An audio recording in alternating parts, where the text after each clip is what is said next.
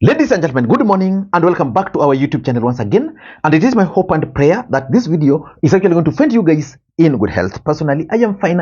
As you can see, Kisumu is also fantastic. And maybe you could also let me know where you're watching the video from, the county or the country, in case you are out of the republic. Ladies and gentlemen, Raila Odinga has embarked on an elaborate strategy of kicking William Ruto out of ODM strongholds, that is the Western Kenya and the coastal region. And for those who've been following the politics of this country very closely, last week, Raila Odinga received defectors from Pan-African Alliance Party associated with Amos, the Speaker of the Senate. That was a major political blow to William Samoei Arap Ruto. Because let's face it, William Ruto really gained ground in the coastal region in the last election compared to their performance when he was with Uhuru Kenyatta in Jubilee Party. Let us just use the figures, for example. In the last election, William Ruto got 40% of votes in Mombasa. Raila had 57. That was a huge improvement.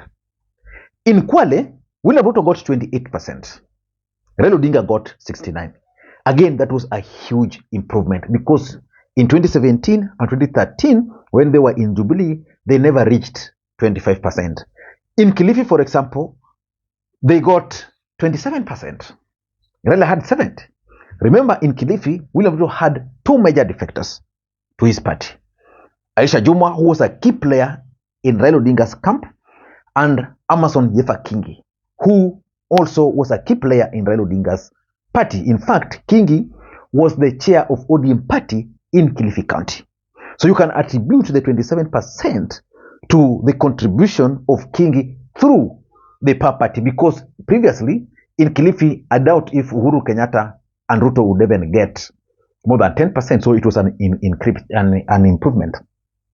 In Tana River, Raila got 54, Uhuru 45. Of course, even during 2017-2013, it was almost similar. Lamu, for the first time, Raila won, because Lamu is predominantly, the number of Kikuyu voters are high there. So in the 2017 and 2013, Uhuru won. So Raila did not win, but this time Raila won because of the Uhuru factor. In Tana River, for example, Raila had 54. In Taita Taveta, Ruto for the first time had 22%. Raila had 76. Previously, that figure would not even reach 10%. So William Ruto had really gained. And those gains were directly proportional to the contribution of parties like Pan-African Alliance Party. So last week, Raila Odinga embarked on a journey of reclaiming the grounds in Western Kenya and the coastal region. On Monday in particular, Raila Odinga began a 6-day tour of the coastal region. And based on my own observation, Raila Odinga is really gaining and is managing to kick William Ruto out of the coastal region. I've studied the way Raila Odinga has operated since he arrived in the coastal region, and William Ruto must be a worried man. For example, Raila Odinga began his tour in Lamu. The reception in Lamu was so good. And then he went to, from Lamu, Raila Odinga went to Tana River. Again, the reception was so good. And he went to Kilifi yesterday, massive. And during all this time, Raila Odinga has been receiving defectors. So based on the reception alone, you can easily conclude that Raila Odinga is still kipenzi cha watu wa pwani. And again, there's something that I've also observed during these tours, and that is something that William Ruto really tried: the presence of the governors. And I can easily conclude that Abdul Somad Nasir is now the new kid in the block doing the work for Raila Odinga, because he was with Raila in Kisumu for the Jaramogi Oginga Odinga Memorial. Then he accompanied Raila Odinga to Lamu. He was the only governor who accompanied Raila Odinga to Lamu. He was in Tana River. Yesterday, he was also in Kilifi. And I expect him to continue being with Raila Odinga. But the fact that governors, like for example, Tana River governor was present when Raila Odinga was in Tana River. Kilifi governor was present throughout Raila Odinga's meeting yesterday. Very important. Raila Odinga will be in Taita Taveta today. I'll be keenly following whether the governor for Taita Taveta, Mwadime, who was the ODM preferred candidate, but because of Azimio, Raila Odinga decided to go with the former sitting governor, who lost on ODM. So Mwadime won with the support of ODM supporters on an independent ticket. So I'll be keenly following whether he will also be present. How many MPs have accompanied Raila Odinga to this trip? So many of them. What about the MCs? Several MCs have been accompanying Raila Odinga, which means Raila Odinga is really gaining the lost grounds. In 2017, Kingi was able to win the support of most of ODM MCs, especially in Kilifi, to his side, and therefore Raila Odinga began afresh. Naomba uniruhusu kwa sababu ya kuokoa wakati nimuite mwenzangu Spika wa Mombasa aje asalimie na atambulishe MCS kutoka Mombasa. Karibu sana ndugu yangu. Haya. Wana Marafa, mambo? Mko poa? Wacha mimi nitambulishe jeshi langu ambao nimeandamana nao hapa kutoka Mombasa, na tunasema tunawapenda sana watu wa Marafa. MCS, tuko na Mheshimiwa Bernard Ogutu, tuko na Mheshimiwa 1GB, tuko na Mheshimiwa kijana mdogo hapo, tuko na Mheshimiwa Fatma Kushe, tuko na Mheshimiwa Pamela, na tuko na Mheshimiwa yule ambaye na represent watu wa disabled ambaye tuko naye. So the fact that we are seeing MPs, we are seeing governors, we are seeing MCs joining Raila Odinga, it means there's something which the ground is saying, and that should worry William Ruto. And of course, we have also seen the defectors from UDA party, several of them defecting from UDA party. We've received to ODM party defectors from PAP party, and that is the biggest blow for William Ruto. Huyu ni mgani wewe? Huyu anaitwa Safari Mwadanda ambaye ni malenga wa Kilifi. Asante sana, karibu sana kwenye chama cha ODM. Huyu amepotea lakini tumemregesha. Wakili Gladys Pendo, tafadhali harakisha. Wako wapi hao? Wakili Gladys Pendo wamemfungia hapo. Gerald Iha.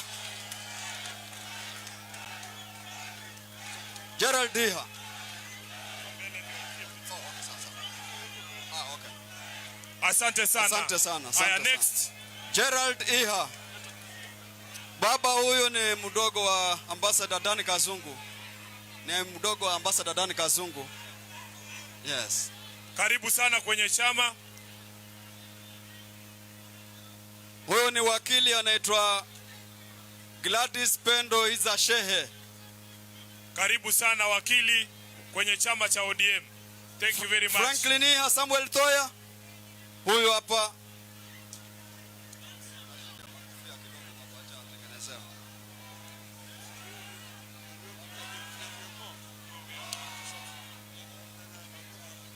Karibu sana. Asante sana. Alafu mpetisha tu huyu. Thank you Kibibi and the team. Kuna Caroline Cheupe, Caroline Kalume. Caroline Kalume alikuwa Jubilee, kwa hivyo anatoka, yuko ndani ya Azimio tu hapo ndani. Asante sana. Huyu ni msichana wetu mzuri sana. Karibu sana. Haya, Kibibi yote amebaki? Kibibi and the team. Haya, hii ni timu ya Kibibi. Hawa ni Kilifi Moms ambao ni timu imekuja na Mama Give. Asante sana. Haya, sawa. Nenda kwa baba hapo, simama hapo. Salimia tu, tayari hao wamevalishwa na mama akaunti baba. Hakuna pressure. Which means Kingi, who is no longer the party leader because he can't be the party leader, and Aisha Jumwa, his cabinet secretary, cannot play real politics per se. It means ODM will have a field day. And of course, the fact is, UDA as a political party has failed to really go into the hearts of the people of the coastal region. So those are facts. So we are seeing defectors that can only prove that Raila Odinga is really kicking Amason Kingi, Aisha Jumwa, and William Ruto out of the region, because previously these guys actually managed to win the support of some people. And lastly, the branding. We are now seeing ODM party branding as ODM party. During the last election, you'd always see blue. This time around, wherever they are, you see this pure ODM party. So which means Raila Odinga is trying to revert the region back to the factory setting, which is ODM party. So in this video, I want us to do a critical analysis of the objective of Raila Odinga's visit to the coastal region. Before we do that, for those who are watching this channel for the first time, please take a second or two, click that subscribe button so that next time we produce a video like this, YouTube will automatically notify you. And to the subscribers, I want to continue thanking you guys for your continued support. Because without our support, this channel cannot be where it is. Ladies and gentlemen, without any further ado, allow me to dive in. What were some of the objectives that Raila Odinga really wanted to achieve in the coastal region? Number one, Raila Odinga, in my view, is gauging the ground for 2027. And based on his tour of the coastal region, the Western Kenya, I'm getting convinced that Raila Odinga is likely to be on the ballot. And if Raila Odinga won't be on the ballot in 2027, then maybe he's going to support someone else. But the truth is, these tours are meant to gauge the ground. How is the ground reacting to the possibility of Raila Odinga becoming a presidential candidate? Again, hakuna kingpin wa ndani ya Coast Region except Hassan Ali. Na sisi tumesema wao waseme watakayosema, lakini baba Raila Odinga, bado tunakuhitaji. Usipeane kiti sahihi kwa mtu yoyote. Simama katika urais 2027. Tunataka tukuone pale juu. Na lao utaamua, basi tunasema na sisi wa Pwani tusiache nyuma. Lamu nawapenda sana na Mwenyezi Mungu atubariki sote, asanteni. Number two, the whole idea is to consolidate Raila Odinga's strongholds. You know, in the last election, Raila Odinga committed one major mistake. The mistake of focusing in the Mount Kenya. Of course, Mount Kenya was going to determine the fate of Raila Odinga. But Raila Odinga forgot the basic, that you secure what you have first. And that's how Raila Odinga ended up allowing Ruto to get, for example, 27% in Kilifi. That's how Raila Odinga managed to allow Ruto to get 40% in Mombasa. Yeah? And that's how Raila Odinga was able to allow Ruto to gain some grounds. He failed to focus on the stronghold. So Raila Odinga is now going to the strongholds. You saw what he did in Busia. Then Raila Odinga went to Vihiga. He went to Bungoma. He's currently in the coastal region, consolidating those strongholds. Very, very important. In fact, for me, and just like Raila Odinga said yesterday, that a strong Wiper, a strong ODM, a strong Kenya is good for Azimio. All these individual parties must strengthen their backyards. Kalonzo Musyoka must focus on consolidating Ukambani, so that in Ukambani nobody should be talking of any other political party other than Wiper. And why is Raila Odinga keen on consolidating the backgrounds? Of course, game of numbers. If you want to negotiate, the political parties' funds will depend on the number of MCs, MPs. Maybe he wants to attract aspirants to the party, like based on the voting patterns. I mean, on the reaction from the coastal region, it is clear. Number three, Raila Odinga is also trying to counter the gains that William Ruto might have gained in the last election. William Ruto, for example, in the coastal region, came up with a narrative, the port politics. And he was able to persuade people. William Ruto came up with the idea of the hustler narrative, which is no longer selling, especially in some of these regions. So Raila Odinga is going to these regions at the right time. And I see William Ruto also reacting the way he did with Busia. I'm seeing him reacting. But let us wait and see how things are going to unfold, because William Ruto is today in Nyandarua, right?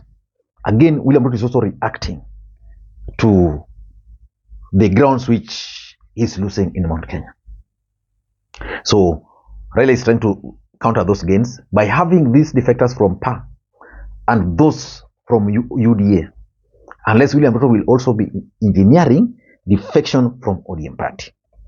But I think the ground is pro-ODM, so those who want to contest have already weighed their options right now. Number 4 is about popularizing ODM as a party. Popularizing ODM as a political party.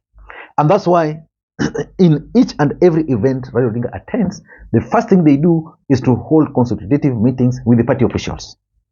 I've always told you how ODM has one of the best party structures amongst all these political parties, because those structures begins from the grassroots there, polling station, going upward, up to the county, up to the national level. Yeah, but right now, Raila Odinga, whenever he goes, he meets with these party officials and they discuss party issues, which for me is the main thing. He's doing recruitment, he's doing branding in a very perfect way. So that if for example, you are just traveling, you are in your vehicle, then you see these ODM meetings, you'll definitely just see, hao ni watu wa ODM. Sio like zile time ya blue, you'd have said, wale ni Azimio. So Raila is popularizing the party, and that party is called ODM party. The game plan is going to come very clear soon. And of course, lastly, I think Raila Odinga is also trying to avoid the mistakes which he committed in the last election, failing to monitor the performance of ODM governors. If ODM governors can perform well with good branding and packaging, then even his own campaigns becomes easy. But if the governors are performing dismally, then it only means one thing, that as you will be campaigning, the governors will be a baggage to you. He's trying to avoid that. I don't know what you think. Do you think Raila Odinga will be able to kick Ruto out of ODM strongholds? Let me read your answers in the comment section. Until next time, this is Makwiny. Bye-bye.